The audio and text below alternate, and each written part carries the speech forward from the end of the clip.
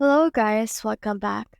In this video, I'll show you how to add links, buttons, and icons in WooCommerce product table. Let's get started. So first, you need to make sure that you've installed this product table for WooCommerce by Code Astrology. Once you have installed that, click on this create table right here in order to create the table that you want for this case. Now, it will show you the add new page for this particular tool. Now, let's head over and add new this. So for example, let's name this clothes. And then this will be the short code of that. So make sure to copy that right here. And then once you have copied this particular short code, head over and then make sure to add this right here as columns. You can click from following this to add them as columns like action, check, category, and you can also add attributes if you want, by link as well if you want as well. Now you can also add those right here. Once you have done that, click on this publish icon in order to publish your product table.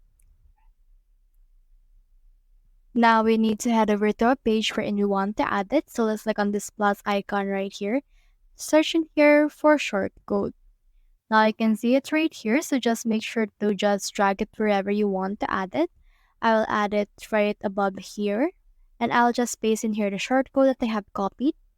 After I have done that, you can also click in here right here in order to see the preview of what it looks like. So click on this update right here in order to add this particular short code. Now, this is a preview of what our product table looks like. You can see in here thumbnails, products, and price.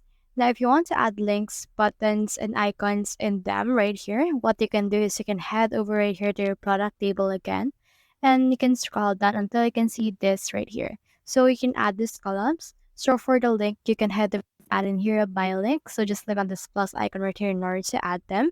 And if you want to add some icons, you can head over and add in here some tags, variation, category, or just a blank right here. So when you scroll down deeper, you should be able to see this column right here. So let's put in here icon, and then the column label will be icon as well. And the column type will be default or no type as well if you want. So once you have done that, click on this add new column right here in order to add this new column that you have made. Now from in there, you can head over right here to your designs in order to tweak the buttons or icons that will be added to your product table in order to make this more personalized for you. So that's the whole process. If you have found this video helpful, simply leave a like or subscribe because it helps reach more people. See you soon.